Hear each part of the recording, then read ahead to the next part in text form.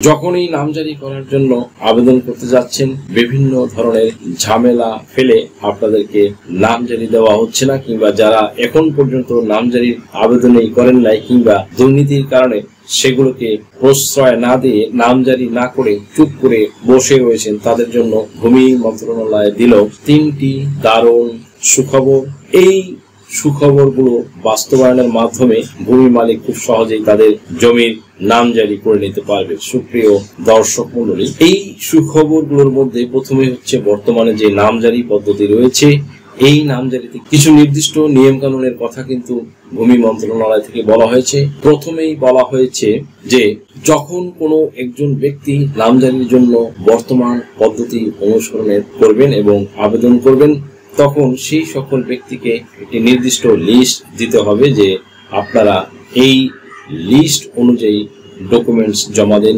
এই লিস্টগুলোর মধ্যে গুরুত্বপূর্ণ হচ্ছে জমির দলিল, মানে আপনি যদি জমির মালিকানা সৃজন করেন নতুন করে, অর্থাৎ নতুন ভাবে জমির মালিক হন, তাহলে নিশ্চয়ই মালিকানা সংক্রান্ত একটি দলিল কিংবা ডকুমেন্টস আপনার কাছে থাকবে। তাছাড়া তো আপনি জমির মালিক হওয়া কিংবা মালিকানা হস্তান্তর করার কোনো সুযোগ পাবেন। তবে সেই দলিলটি হতে হবে সাব রেজিস্ট্রার অফিস থেকে সৃজিত, রেজিস্ট্রিকৃত। সেই দলিলটির সঙ্গে যার কাছ থেকে সম্পত্তি পেয়েছেন, অর্থাৎ সম্পত্তির দাতা, তার নামে মালিকানা সংক্রান্ত কিংবা তার কাছে ওই সম্পত্তির যতগুলো বায়া দলিল আছে সকল কিছুই আপনাদেরকে সেই ডকুমেন্টস কিংবা আবেদনপত্রের সাথে জমা দিতে হবে। অ্যান্ড দেন হচ্ছে এই ব্যক্তির নামে যে রেকর্ডীয় খতিয়ান কিংবা নামজারির কাগজ রয়েছে সেগুলোকে অবশ্যই জমা দিতে হবে, এবং যেদিন ওই ব্যক্তি সম্পত্তি হস্তান্তর করেছেন সেদিন পর্যন্ত ওই সকল সম্পত্তির সম্পূর্ণরূপে খাজনা পরিশোধের কাগজ থাকতে হবে। অ্যান্ড দেন হচ্ছে প্রযোজ্য ক্ষেত্রে ওই জমির যে বর্তমান নকশা ম্যাপ, সেই নকশা ম্যাপ এই ডকুমেন্টের সাথে জমা প্রদান করতে হবে। এরপরে আপনি যে নামজারির আবেদন করবেন, আপনি নামজারির যে আবেদনকারী, সেই ব্যাপারে আপনার পরিচয়পত্র তৎসঙ্গে আপনার 2 কপি পাসপোর্ট সাইজের ছবি এবং যে ব্যক্তি আগে জমির মালিক ছিল তার ছবি এবং তার পরিচয়পত্র সংক্রান্ত সকল ডকুমেন্টস প্রাইমারি স্টেজে, এগুলোই এই নামজারির আবেদন করার জন্য উৎকৃষ্ট ডকুমেন্টস বা এলিমেন্টস হিসেবে বিবেচনা করা হচ্ছে। এই ডকুমেন্টস গুলো ছাড়া যদি আপনারা কোনোভাবে আবেদন করেন তাহলে নামজারি আবেদনটি কিন্তু খারিজ হয়ে যেতে পারে। এখন ধরুন আপনি সকল ডকুমেন্টস দিয়েছেন, দেওয়ার পরে আপনার নামজারি করে দেওয়া হচ্ছে না। এখন বিষয় হচ্ছে যে আমরা কিন্তু ভূমি অফিসে গেলেই দেখি যে আমাদের নামজারি খারিজ হয়ে গিয়েছে। এখন কেন খারিজ হয়ে গিয়েছে এই ব্যাপারে আপনি কাকে জিজ্ঞেস করবেন? কোনো ডকুমেন্টস কোনো সমস্যা যদি থাকে তাহলে ভূমি মালিককে সেটি জানাতে হবে। যদি ভূমি মালিককে এগুলো বিষয় না জানিয়ে আবেদন বাতিল করে দেন তাহলে কিন্তু হবে না।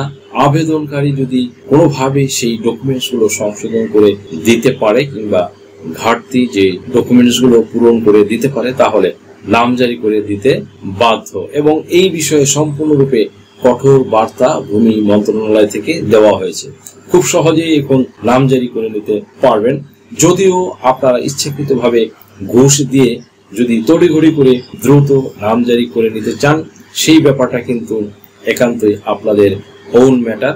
সেই ক্ষেত্রে কারো কিছু দায়ভার নেই, কিন্তু পদ্ধতি অনুসারে নামজারি করে নিতে চাইলে আপনার কিছু সময় লাগলেও আপনি খুব সহজেই নির্ভেজালভাবে সম্পূর্ণভাবে নামজারি করে নিতে পারবেন। অ্যান্ড দেন হচ্ছে যে আরেকটা উপায়ের কথা বলা হচ্ছে বা বলা হয়েছে শুধুমাত্র ওয়ারিশান সম্পত্তিগুলোর ক্ষেত্রে।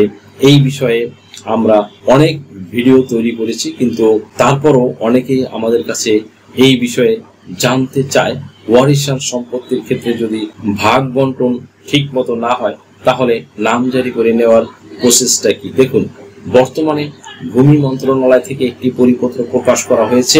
সেখানে স্পষ্টভাবে বলা হয়েছে যে যদি কোনো কারণে ওয়ারিশরা তাদের সম্পত্তিগুলো নিজেদের মধ্যে আপোষ বন্টন করতে না পারে তাহলে অবশ্যই তাদের ওই সকল সম্পত্তি নামজারি ছাড়া থাকা যাবে না, কিংবা বন্টন দলিল ছাড়া আলাদা আলাদাভাবে কোনো পদ্ধতিতে নামজারি করে নেয়ার সুযোগ নেই বা থাকবে না, কিংবা যদি করেও নেয় সেই পদ্ধতিটাকে কে অবৈধ বলে বিবেচিত করা হবে এবং আইনের চোখে সেই ব্যক্তি অপরাধী এবং তাকে শাস্তির আওতায় আনতে হবে। এই ক্ষেত্রে ভূমি অফিসের কর্মকর্তারাও কিন্তু জড়িত থাকলে তাদেরও শাস্তির বিধান রাখা হয়েছে, তাদেরও শাস্তির আওতায় আসতে হবে। যদি এই ধরনের পরিস্থিতি দাঁড়ায় যে বন্টন দলিল কিংবা দলিল করা সম্ভব হচ্ছে না, তাহলে প্রত্যেক ওয়ারিশের নামে একটি ওয়ারিশ সনদ লাগবে এবং সেই ওয়ারিশান সনদ সংগ্রহ করা যাবে ইউনিয়ন পরিষদের চেয়ারম্যানের কাছ থেকে, উপজেলা পরিষদের চেয়ারম্যানের কাছ থেকে কিংবা সিটি কর্পোরেশন থেকে। তারপরে সেই ওয়ারিশান সনদ দ্বারা যে সকল সম্পত্তি রয়েছে সকল সম্পত্তির ডকুমেন্টস এবং আমি যে ডকুমেন্টস গুলোর কথা বললাম সেই ডকুমেন্টস সহ ভূমি অফিসে যৌথ খতিয়ানের জন্য আবেদন করতে হবে। আবেদন প্রাপ্তির পরে সেটি সত্যতা যাচাইপূর্বক ভূমি কমিশনার তাদের সকলের নামে যৌথ খতিয়ান করে দেওয়ার নির্দেশ প্রদান করবেন এবং এরূপ খতিয়ানে স্পষ্টভাবে উল্লেখ করতে হবে যে কে কতটুকু সম্পত্তির মালিক, তবে কে কোন জায়গায় ভোগ দখল করছে এটি উল্লেখ করার প্রয়োজন থাকবে না কিংবা করার দরকার হবে না। এরূপ পদ্ধতির মাধ্যমে খুব সহজেই ওয়ারিশান সম্পত্তির ক্ষেত্রে বাটোয়ারা দলিল ছাড়াই নামজারি সম্পন্ন করে নেওয়া যাবে। পরবর্তীতে যদি কোনো ভূমি মালিক আলাদাভাবে খতিয়ান তৈরি করে নিতে চায় এই যৌথ খতিয়ান থেকে বের হয়ে, তাহলে অবশ্যই দলিল থাকতে হবে এবং সেটি পরবর্তীতে রেজিস্ট্রেশন সম্পন্ন করে তারপরে আবেদন করতে হবে। এবং যদি কোনো ভূমি মালিক এবং এই পদ্ধতি অর্থাৎ যৌথ খতিয়ান ছাড়া আলাদাভাবে নামজারি করে নিতে চায় সেই ক্ষেত্রে অবশ্যই বাটোয়ারা দলিল উল্লেখ থাকতে হবে এবং সুস্পষ্টভাবে বাটোয়ারা দলিল ছাড়া আলাদাভাবে নামজারি করে নেওয়ার কোনো সুযোগ থাকবে না। অতঃপর আরেকটা অতি গুরুত্বপূর্ণ এবং বর্তমানে এর কথা বলা হয়েছে যে পদ্ধতিতে নামজারি কিংবা বা অটোমেশন এর ব্যাপারে বাংলাদেশি প্রায় 21টি উপজেলায় এই জুলাই পর্যন্ত নামজারি সম্পন্ন করার সিস্টেম চালু রয়েছিল। এই জুলাই শেষ নাগাদ এই সরকার ঘোষণা দিয়েছে যে এই অটোমেশন প্রক্রিয়া জুলাই শেষের দিকে সকল উপজেলায় কিংবা গোটা বাংলাদেশে একসঙ্গে চালু হবে এবং এই পদ্ধতিতে তারা বলেছে যে যখন কোনো একজন ব্যক্তি সরাসরি দলিল রেজিস্ট্রেশন করতে যাবেন এবং নতুন মালিকানা সৃষ্টি হবে তখন তাকে অ্যাট ফার্স্ট 3টি ডকুমেন্টস নিয়ে সাব রেজিস্ট্রার অফিসে উপস্থিত থাকতে হবে এবং এই 3টা ডকুমেন্টস বা দলিল হতে হবে একই কায়দায় বা একই টাইপের। অর্থাৎ এই 3টা দলিল যখন সাব রেজিস্ট্রার অফিসে জমা দেওয়া হবে সেখান থেকে একটি দলিল সরাসরি ভূমি অফিসে পাঠানো হবে। ভূমি অফিসে সেই বিষয়টি যাচাই বাছাই করে দেখবেন যে যেই ব্যক্তি সম্পত্তির দাতা বিক্রয় করেছে কিংবা হস্তান্তর করেছে সেই ব্যক্তি আসল মালিক কিনা। তারপরে ওই ব্যক্তির মালিকানা নিশ্চিত হওয়ার পরে ভূমি অফিস থেকে একটি নো অবজেকশন রিপোর্ট কিংবা কনফার্মেশন আবার রেজিস্ট্রি অফিসে পাঠাতে হবে এন্ড দেন দলিলটি রেজিস্ট্রেশন সম্পন্ন হবে নতুন মালিকের নামে। সেটি রেজিস্ট্রেশন সম্পন্ন করে দেওয়া হবে। আর এই পদ্ধতিতে ওই একই কায়দায় ওখান থেকে একটি আবেদনের পরিপ্রেক্ষিতে যে ব্যক্তি সম্পত্তির গ্রহীতা তার নামে অটোমেটিক প্রক্রিয়ায় নামজারি সম্পন্ন হয়ে যাবে এবং যেহেতু ভূমি অফিস থেকে আগেই তদন্ত করে ক্লিয়ারেন্স দেওয়া হয়েছে তাই ভূমি অফিসে কিন্তু এই বিষয়ে আর দ্বিমত পোষণ করতে পারবে না, তাকে নামজারি করে দিতে বাধ্য থাকতে হবে। তবে এই ক্ষেত্রে কিছুটা সময় লাগবে, তড়িঘড়ি করে কোনো কিছু করার সুযোগ নেই। যেমন আমরা এখন দলিল রেজিস্ট্রি করার জন্য একদিনে সকল কাজ সম্পন্ন করে ফেলি, এক্ষেত্রে হয়তো কিছুটা সময় লাগবে এবং ভূমি অফিসকে একটি মোবাইল নাম্বার দেওয়া হবে, অর্থাৎ যেদিন ডেট দেওয়া হবে সেই ডেটে ওই ফোন নাম্বারে খোঁজ নিয়ে পাবলিক রিলেশন অফিসারের মাধ্যমে যোগাযোগ করে তিনি জানতে পারবেন যে তার দলিল রেজিস্ট্রেশন প্রক্রিয়া কতদূর এবং তার নামজারির ক্ষেত্রে যে প্রক্রিয়াটি কতদূর অগ্রগতি হয়েছে। এবং সেই ক্ষেত্রে ভূমি অফিস থেকে বলা হচ্ছে এই প্রক্রিয়ায় ভূমি অফিস থেকে ভূমি মালিকদের একই সঙ্গে 3টি সার্ভিস প্রদান করা হবে। একটি হচ্ছে দলিল রেজিস্ট্রেশন, পরবর্তীতে খতিয়ান সংশোধনের কাগজ, তারপরে অনলাইন সংযুক্ত করে দেওয়া হচ্ছে এবং একটি ওয়েবসাইট তৈরি করা হচ্ছে এবং ওই ওয়েবসাইটে ভূমি মালিকদের প্রত্যেকের আইডি থাকতে হবে এবং সেখান থেকে সকল ডকুমেন্টস যাচাই বাছাইয়ের মাধ্যমে ভূমি মালিকদেরকে একটি ভূমি মালিকানা সনদ প্রদান করা হবে।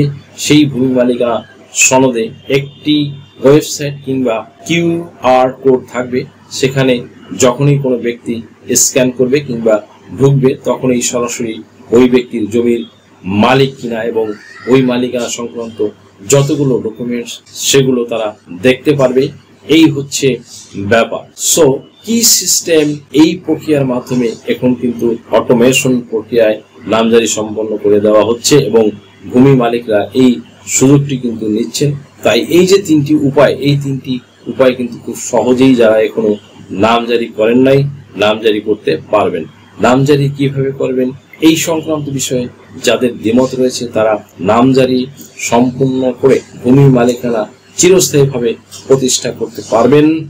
এর বাইরে কিন্তু আর যাওয়ার কোনো সুযোগ থাকছে না। অর্থাৎ বিভিন্ন কায়দায় যারা নামজারি করতেন তাদের সেই কায়দাগুলো বন্ধ হয়ে গেছে এবং ভূমি অফিসে যে ঘুষ খাওয়ার পথ সেটা চিরতরে বন্ধ হয়ে গেছে। শেষ করছি, দেখা হবে অন্য কোনো দিন, অন্য কোনো ভিডিওতে, অন্য কোনো আইনি কন্টেন্ট নিয়ে। সেই পর্যন্ত সকলে ভালো থাকুন, সুস্থ থাকুন, নিরাপদে থাকুন। আবারও সবাইকে ধন্যবাদ জানিয়ে এখানেই শেষ করছি। আল্লাহ হাফেজ।